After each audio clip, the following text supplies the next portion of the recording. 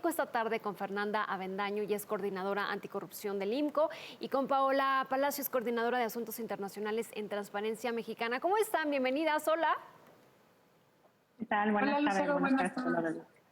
Gracias, Paola, buenas tardes. gracias por esta comunicación. Fernanda, en los últimos meses vimos y leímos en un documento que se ha analizado el marco jurídico, los recursos materiales y también humanos de las fiscalías anticorrupción aquí en México. Vámonos de lo grande a lo pequeñito, las fiscalías. ¿Cuáles son los retos en este momento ante la falta justamente de recursos, de normatividad, de procesos adecuados para la operación y capacitación de su personal?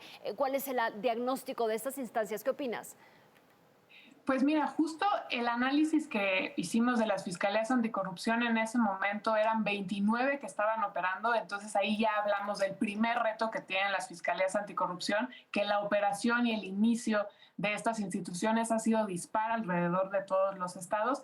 Al corte de esta investigación había solo 29 que tenían operaciones, que ya empezaban a realizar investigaciones en materia anticorrupción, y todavía, aunque en diferente proporción según la institución analizada, carecían de un protocolo y de un marco jurídico adecuado para realizar los procesos de investigación en materia de corrupción. Y esto va desde marco jurídico y en algunas que tiene que ver con la autonomía de la Fiscalía Anticorrupción o de la autonomía que tiene el titular o la titular de la Fiscalía para ejercer los recursos y también para llevar a cabo las investigaciones, hasta algunos otros retos y barreras como el capital humano y los recursos económicos y materiales con los que cuentan las fiscalías, que en algunos casos son todavía pues en menor medida o muy pequeños comparado con la cantidad de investigaciones y de casos que tienen primero que empezar analizar y en segunda medida, cuando así aplique, pues judicializar o ya tener una sentencia. Ahí todavía faltaba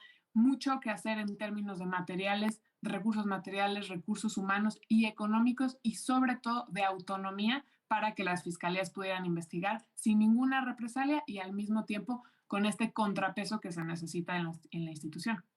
Paula, no todos los estados cuentan justamente con una fiscalía anticorrupción, y los que sí cuentan con una enfrentan estos retos que platica Fernanda. ¿Hay diferencias en la resolución o en este proceso de casos relacionados a la corrupción entre los estados aquí en México que cuentan y los que no cuentan con una fiscalía anticorrupción? Mira, lo que hemos observado en general a nivel nacional, la verdad es que en efecto hay diferencias a nivel de los estados, pero creo que además del tema de la autonomía que mencionaba ya Fernanda, no solamente es autonomía pues, de cuestiones garantizadas por ley, incluso, por ejemplo, la Fiscalía General de la República, que también pues, es autónoma por ley. No obstante, pues, lo que hemos observado en diferentes fiscalías a nivel nacional y es la cuestión también de la independencia política, sobre todo con respecto a los titulares del Poder Ejecutivo, ¿no? Muchas veces están, pues son digamos, tienen que, muchas veces no se investigan algunos de los temas, sobre todo de los ejecutivos, pues porque hay una falta de independencia, ¿no? Otro tema que también creo que es de gran preocupación es que la mayor parte pues, de las investigaciones se quedan ahí en investigaciones, en archivos. No obstante, no se llega a cerrar el ciclo anticorrupción, no se llega allá a las sanciones firmes, a sentencias justas, a recuperación de activos, es decir, recuperar todo lo que se han robado pues de las arcas de la nación, y sobre todo también reparar el daño a las víctimas. No se cierra el ciclo completo y entonces pues casi siempre se queda en investigaciones, no se desmantelan redes de corrupción, tanto políticas, redes políticas y económicas que fomentan la corrupción. Normalmente se quedan en los casos pues de algunas cuantas personas de cabezas, pero las sentencias no llegan y no se desmantelan estas redes. Entonces es un tema común de las fiscalías y de pues, los temas anticorrupción a nivel nacional, tengan o no tengan fiscalías específicas en materia anticorrupción. Bien, Fernanda, hay un reporte del IMCO sobre los riesgos de corrupción en las compras públicas del gobierno federal. Platícanos de él, qué se analizó, cuáles son los procedimientos en este momento de las contrataciones, qué hay de la competencia, transparencia y, por supuesto, cumplimiento de la ley.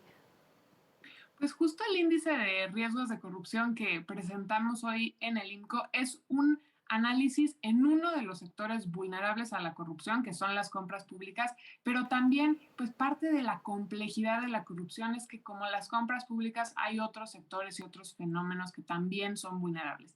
En el caso de las compras públicas, este índice pues analiza sobre todo por el tamaño de los recursos públicos que involucran las compras públicas, cómo están las instituciones, cómo compran y justo como mencionabas, en los tres componentes de competencia, transparencia y cumplimiento de la ley. Y lo que vemos y nos permite este análisis identificar es que los riesgos de corrupción en las compras públicas persisten y sobre todo cuando analizamos ciertas prácticas que se mantienen y que en algunos casos van al alza. Y esto va desde aquellos procesos que no están siendo competitivos, los procesos por adjudicación directa, donde en 2021 41% del monto fue a través de estos procesos, procesos que en algunos casos limitan o simplemente evitan la competencia. En términos de transparencia, que todavía hay un gran vacío de información en la documentación incompleta. Una de cada 3 licitaciones públicas no cuenta con la documentación completa para monitorear el uso y pues también el registro de estas compras. Y por último, hay un dato también muy importante en materia de cumplimiento de la ley, es que todavía hay un monto alto a proveedores riesgosos y estos proveedores riesgosos entendemos desde las que ya tienen una sanción por la Secretaría de la Función Pública o alguna empresa fantasma que van a afectar directamente cómo y las condiciones en las que pueden proveerse o simplemente no llegar a la provisión de bienes y servicios en este tipo de contratos públicos. Paola, sobre las empresas fantasma, evasión fiscal, lavado de dinero, ¿cómo consideras las estrategias actuales del gobierno federal para evitar que se aprovechen, digamos, estos huecos de ilegalidad? ¿Qué tan funcional también resultaría una reforma fiscal?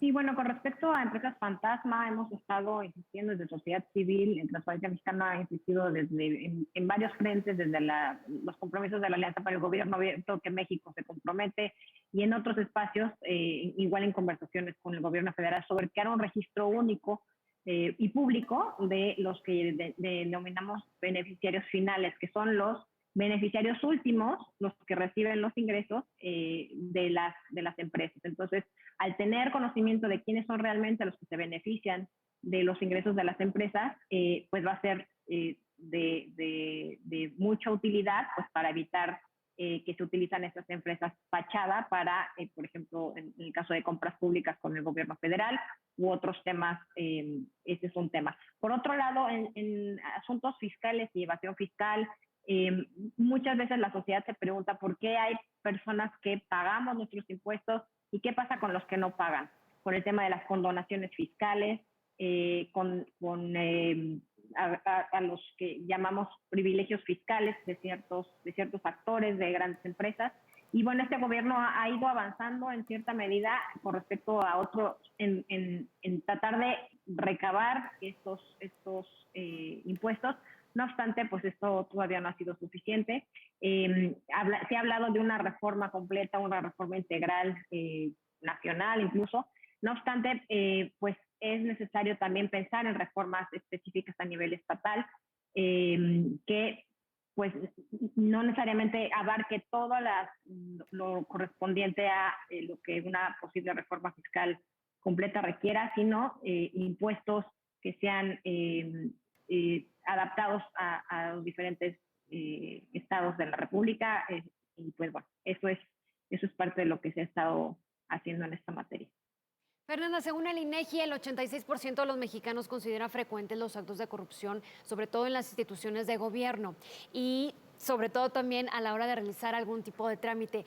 Se propone seguir impulsando la digitalización gubernamental. ¿Qué opinas de esto? ¿Podría funcionar como una verdadera herramienta al combate a la corrupción?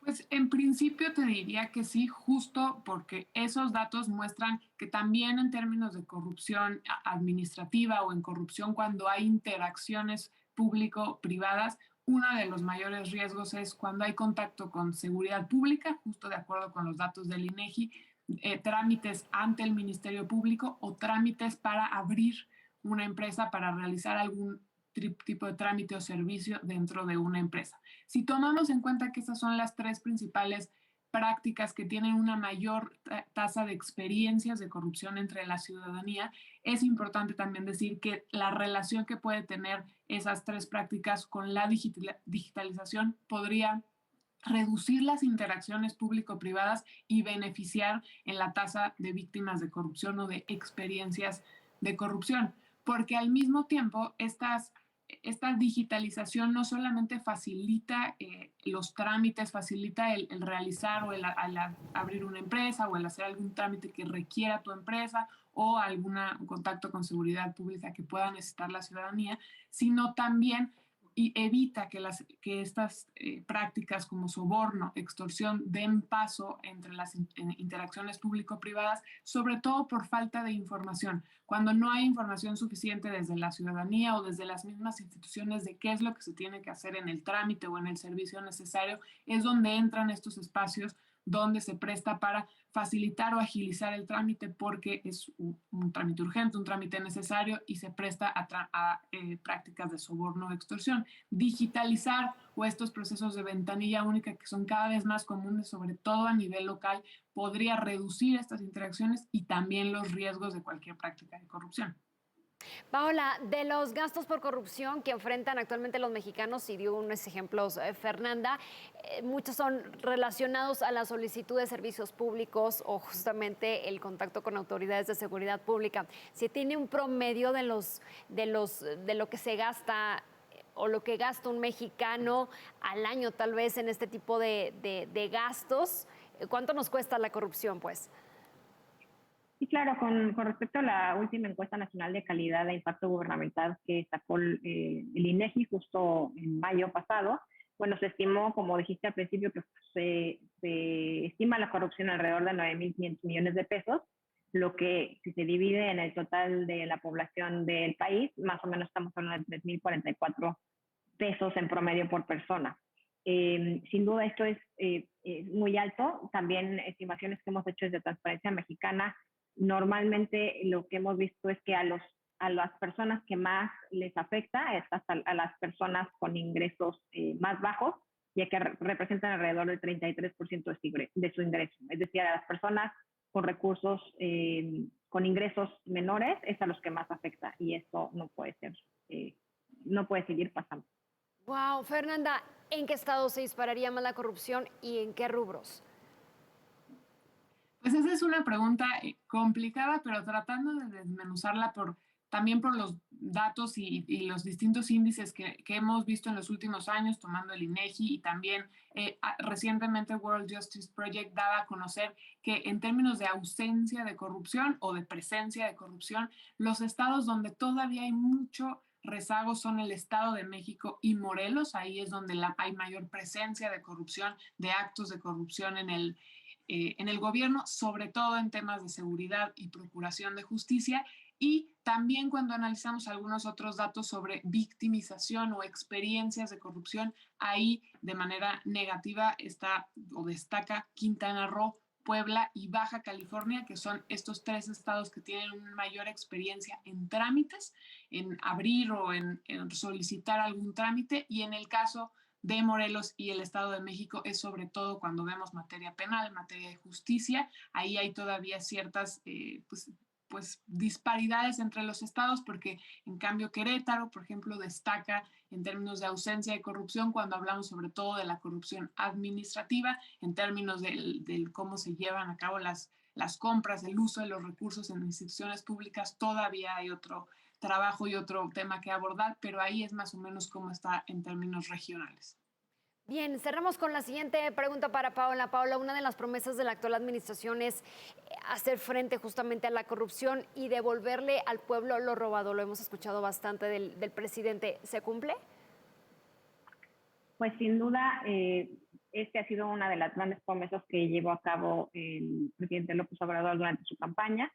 Se creó incluso el Instituto Nacional para Devolver al Pueblo lo Robado, el INDEP, que anteriormente era el Servicio de Administración y Enajenación de Bienes, el SAE, que estaba dentro de la Secretaría de Hacienda.